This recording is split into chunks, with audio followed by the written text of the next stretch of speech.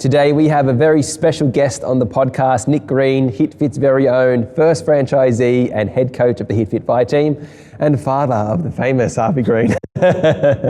Nick, very warm welcome to the podcast and thank you very much for being with us here today. Nice to be here, thank you. You've had an extensive relationship with my family even before I was born, or maybe when I was in nappies, a couple years apart either way. Talk to us about your introduction to boxing and obviously your relationship with my father, Lester Ellis. My intro to boxing was unconventional, I suppose. I was a young man in a town with a 5-time world champion, which is pretty unique. I had a couple of mates that were training with Lester and made my way down first couple of sessions and just captivated me, really.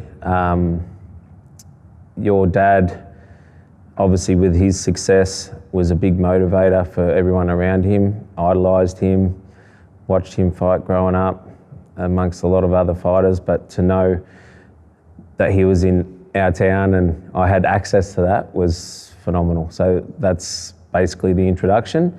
My relationship with your dad grew over time. He was very intense. He was fresh out of his career, semi-retired, had a dabble back a couple of times, done a bit of kickboxing back with Anthony Monday and et cetera, after the fact that he officially retired. But he was still heavily active as an athlete still as well, I suppose, not only physically but in his mind. I think he felt like his fight hadn't finished. So he brought that to our training sessions, surprised us occasionally. We'd walk in and he's got his headgear on and his small card. He goes, "We're sparring today," and gave us all a flogging, which was always nice. But it sort of grew to more of a personal relationship where we'd spend, barbecues, and I met all the boys, and he used to supply all the boys their video games and stuff like that. Hence I inherited the PlayStation nickname. But I suppose the boys were all individuals in their own right. Like you said, you were rolling around in nappies doing shits in the corner. And Jakey was very intense, always in the gym, loved it. He's fully focused little human he was. And then Lester was sitting in front of the screen playing his video games. So, and then obviously Demps come later. But that would be my, I suppose, startup experience and introduction to boxing. And as a young man, how did boxing impact your life during that period? Very positive way. I was like any other adolescent child, I suppose, that went through his experiments as a young man with drinking and smoking and partying and whatnot. And the impact that boxing had on my life, not only physically but mentally as well, was a big shift for me. Totally changed my mindset and outlook on life in general.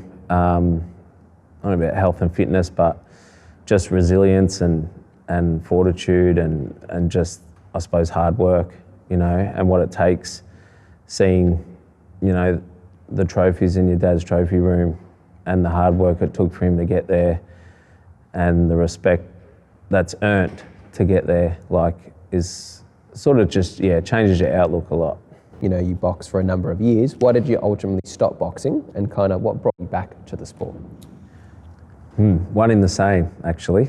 So my son was born. I was just 21, 22 when I found out that my wife was pregnant. Ultimately became a father at 23. I was still training at the time, but obviously responsibilities of life take over. My priorities shifted significantly to looking after another life, which was my priority. So, and ultimately, come full circle, is the reason why I got back into the sport. So, started with the Ellis family, had my son, and then ultimately rekindled with the Ellis family to get my son into the sport, knowing how much it impacted my life and what I thought was good for him at the time when he was doing a number of other sports, just a bit of physicality and a bit of, I suppose, that positivity and confidence that you get through the sport, which I wanted him to experience as well. So ultimately, he made me stop and he made me start again. Absolutely. And you mentioned you had Harvey at 23 years old. What were some of the eye-opening lessons you learned when you first became a dad?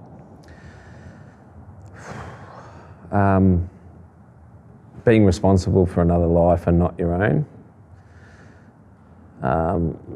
The selfishness that you have for yourself quickly just disappears.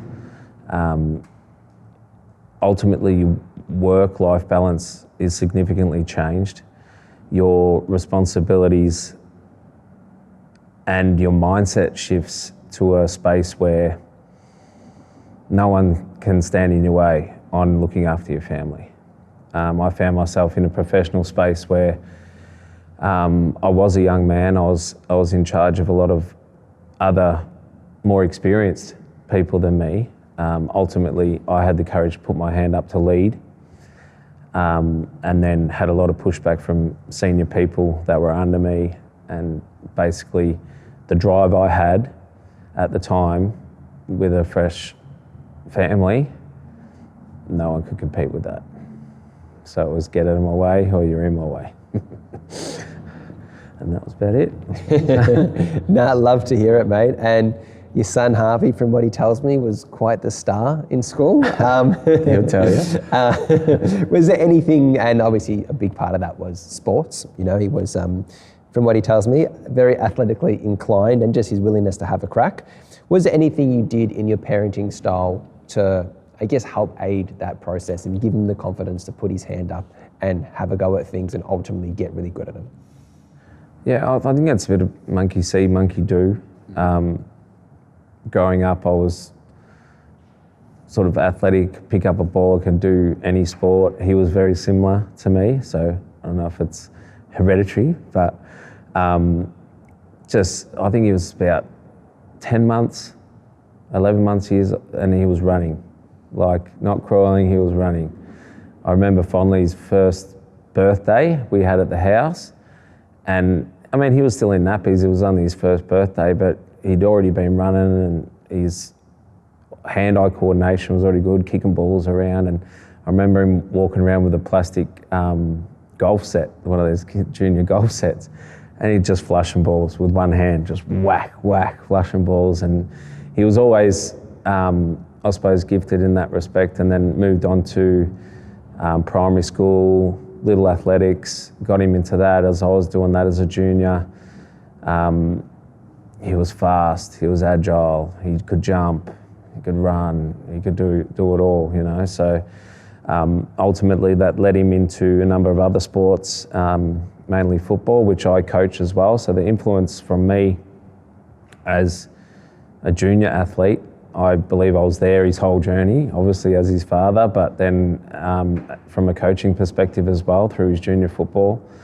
So I was first and foremost there for him and the team the whole time, whether it be game day training, but after hours as well. So putting in the time with him to make sure he's ready for game day, ultimately moved him from football into the boxing space, which we just spoke about before, and started him about 14 or 15 in that space to help him develop a little bit more for his footy originally, and then wanted him obviously to have that feeling you get when you're boxing is different to any other.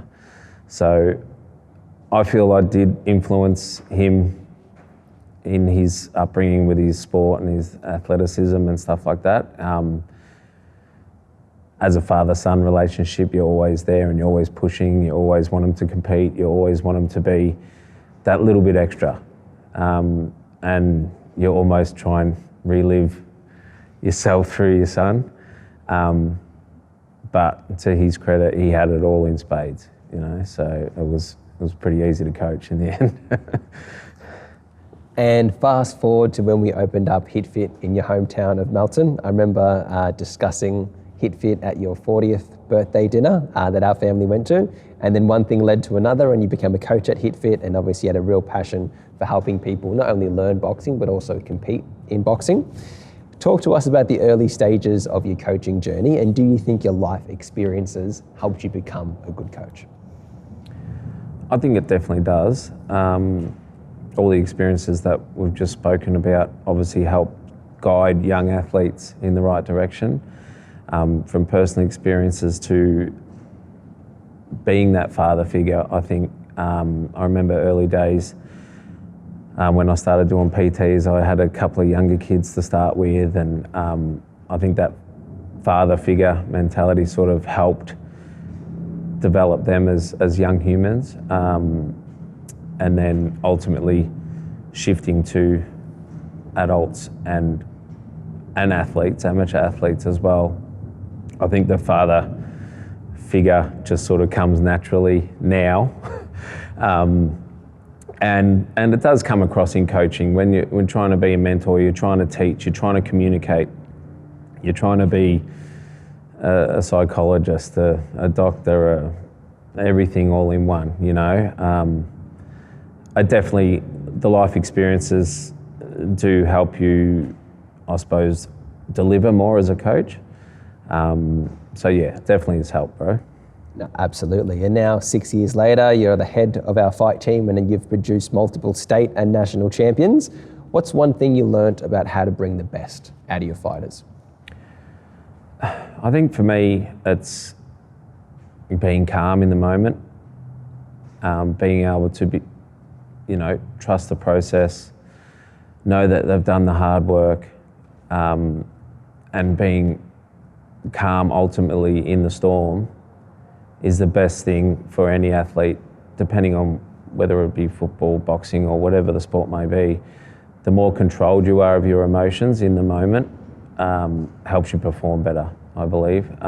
For me, keeping my boys calm in the moment is very important, until I give them a rev up about halfway through. But the initial stages, they need to be calm and in control and be reassured that they've done the work, they've got the skill set, and give them that confidence that I know will carry them through the rounds. And once it's all said and done and you look back on your life, what legacy would you ever like to leave in boxing? Ultimately, my legacy will be on the back of the success of my athletes. So ultimately, we've got, like you said, multiple state and national championships at the moment, which I'll take a lot of pride in. Moving forward, obviously moving into the professional ranks will be really, really nice for myself and for my athletes to get a couple of professional titles under our belt.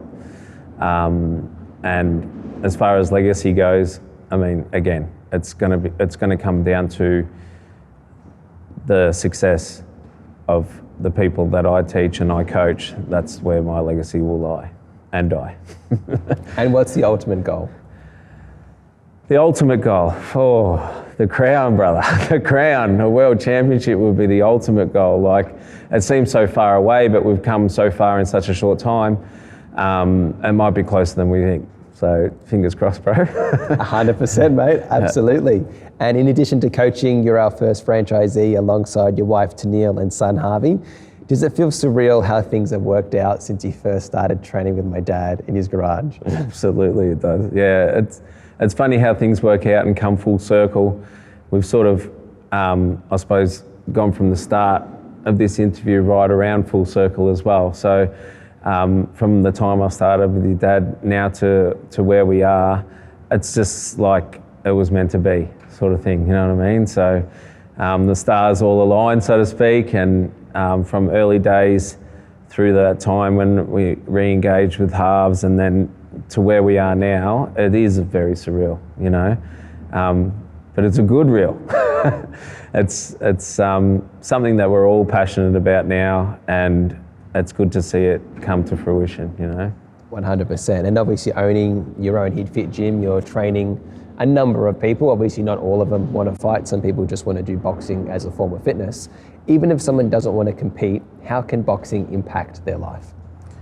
Oh, in lots of ways, like I mentioned earlier, if the confidence, if they've got self-esteem issues, it ultimately can make you feel invincible. So it's a superpower that only the people that walk through the door will understand. So, and it will have positive impacts on your life, in your everyday life. Just with those attributes, with the confidence, with the resilience, with the work ethic, everything that comes with it, and that empowerment that you feel when you walk out that door is second to none. 100%, mate. Nick, thank you so much for your time today. Welcome. And I look forward to adding even more years to what has already been a lifelong relationship that you've had with the Ellis family. Onwards and upwards, brother. Thank you, bro. Appreciate it.